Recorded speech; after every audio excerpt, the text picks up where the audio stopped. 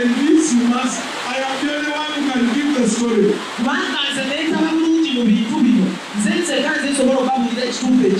So on that Wednesday, they gathered from all parts of Uganda to celebrate at Makerere Full Gospel Church.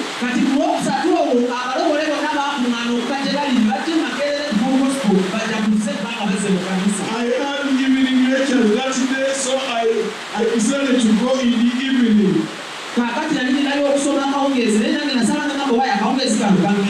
So it was about 6 o'clock, and as I was sloping down to Makerere Church, there's a bar there called a Barayan Celebratia, just next to Makerere Full Gospel Church.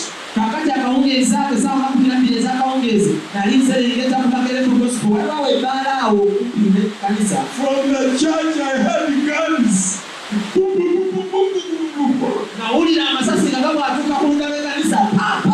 I saw cars going, their numbers on the UVS vehicles, shoot, leaving the church with people crying. Then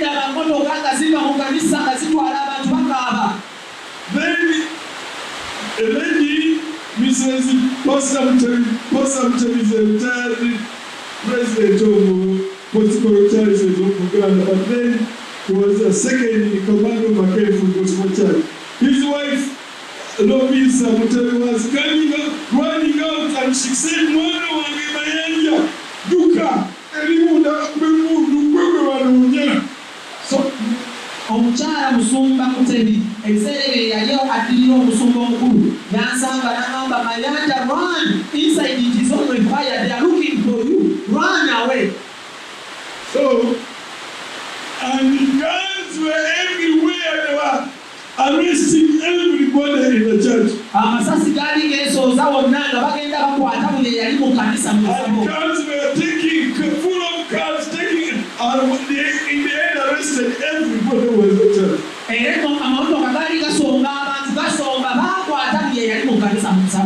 Let me be humble, because we have no time, but this is important for you to know where we have come from. You are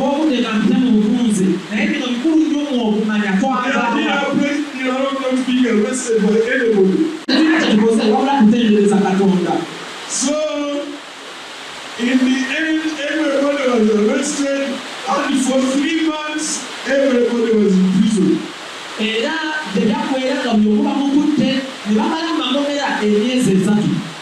But during the 3rd month, I had run away from the university. I was staying in a slum area. I knew the slums very well. So going down there is a slum, a bigger slum inside. And there is a brother, Nikodem Nzaramba. He said, "I have a big room, come and sleep in my big room."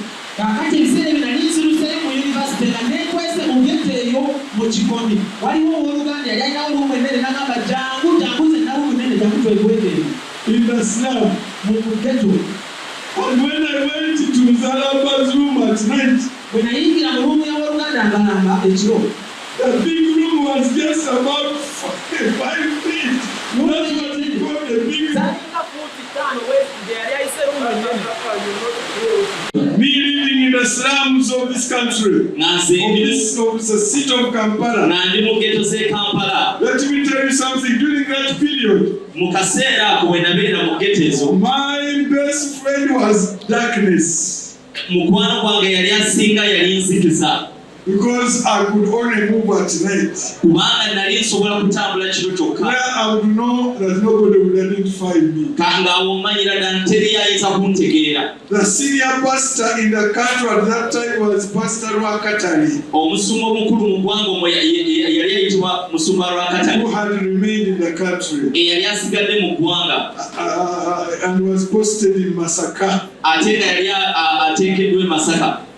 So at about 3 p.m., I would get out of the slum, go to the bus park to get the last car to Masaka, to go to Masaka and meet Pastor Rwakatari. Then towards morning, around 3 a.m. I will now get the first car leaving Masaka to come back to Kampala. To go back to my slum area where it is a little bit dark. During that time there was another young man called now Apostle Mitara.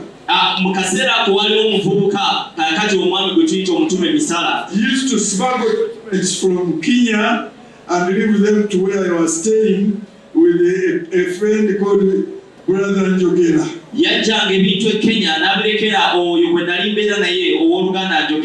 So when you meet Pastor Mitara, you tell him, now we know you were a smuggler. And you were a gorilla leader. The gorillas for Christ. Now, one day I felt that it's time for me to go and face Idi Amin. I remember that verse in Isaiah, I think it is Kings, where God told Elijah, go and show yourself to Ahab.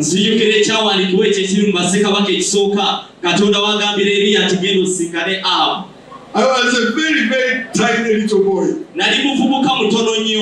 Those who have read my book, it is entitled From Street Preaching to a Position of Responsibility. It is a book even sold on the Amazon.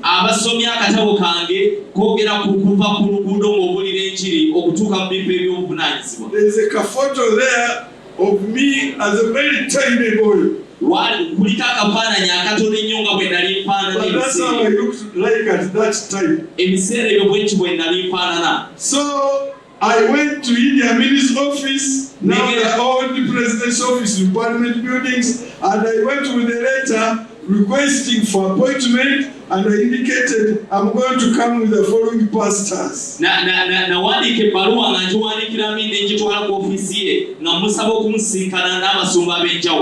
Remember, Idi Amin was physically a very huge man, 7 feet plus. He was a dictator. His word was law. He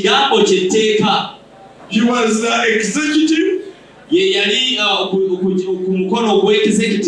was the legislature because he was parliament.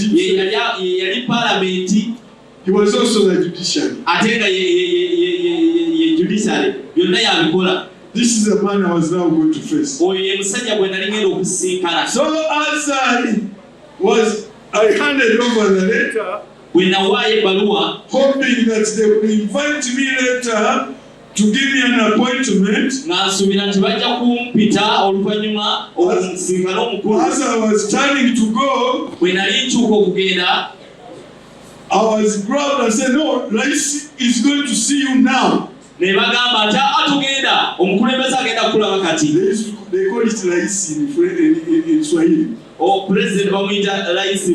And his full title were Life President Field Marshal Idi Amin, DC, MC, and other things, conqueror of the British Empire, and all these titles. So, a Captain Ondoga, another huge man. Now I'm working with this son in the Mitchell lands. Now this Captain Ondoga just got my hand and we went up. There's a lift there and it's still there now. Within the minutes, we were at the reception and I was being ushered in before the president. Whom everybody feared, the entire world feared this man. And then he looked at this small man, then he told the captain, Yiko Din in Swahili, Yiko Din Tattoo, Yiko Roman Catholic, Yiko Islam, Yiko Church of Uganda, Yiko dini yako dini gani? Kakati the president abuzo no captain andese ono mkatoliki And then he said, nafanye kitu nani na watu hii. Then he asked, what do I do with this kind of people? Then the captain said, hii pereka kwa Makindye. Makindye, that's why they used to kill people. Then he said, okay, you go out. So the captain went out, and I went only me and Idi Amin. Captain Nafuruma, yena sigala na Idi Amin. And Idi Amin said, in Uganda, one way, Genda Osome. Idi Amin told me in Uganda, son, go and study. Okay, in Maria.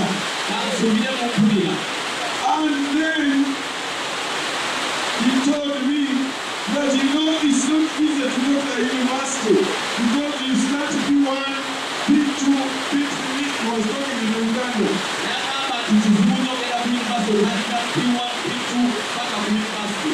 3, 4, 5, 6, 7, S1, S2, so don't you be confused with this CIA. Just go and study.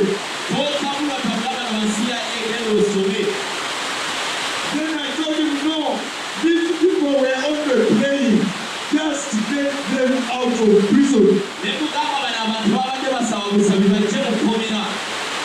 So he was seated, then he got up, went into a corner, unzipped his bag, and gave me 60 shillings. That was a lot of money those days.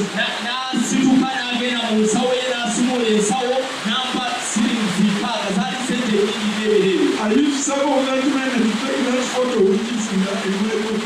I really don't know how I took that photo, but I just found it as I was writing the book. And then he said, he called Odonga and said, you go and release those people who asked them. Then Odonga said, it is Kasim Obura. Well, Kasim Obura was another killer man stationed somewhere in Nakuru. So he said, okay, go down there and see Mr. Owino, who is the commissioner of prisons. He's going to release them.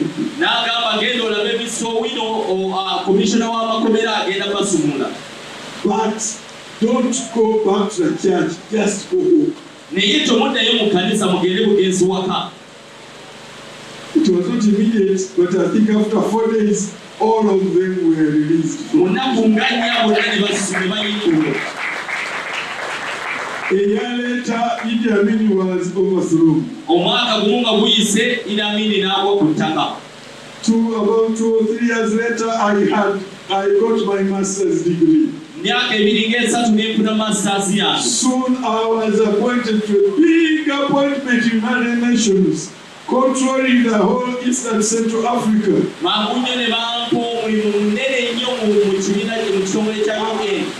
The job was called in French conseiller juridique, in English equivalent to legal advisor. I had a document called laissez-passer, diplomatic laissez-passer. I could go to any country in the world without a visa. I used to go before, especially that line of presidents of the day. Whenever I would go to a country, I need to visit those presidents. Even Moi. I remember, particularly when I visited Moi, it was I was staying in a hotel in Nairobi called, it was big at that time, called 680.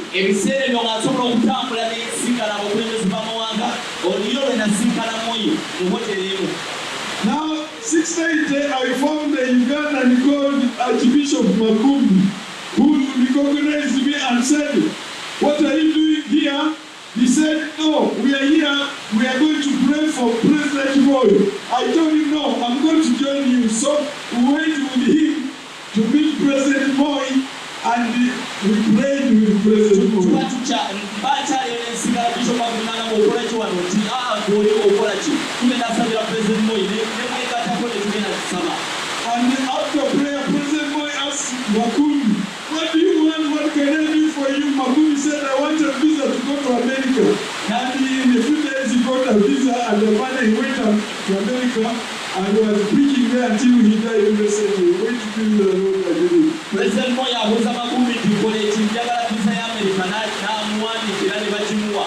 Gyamulidde paka lwe yakuze ebiseera ebituddeko awo. The elder brother of Pastor Kayanja. Ye mukulu wa Musyoka Kayanja. So I'm calling this day for to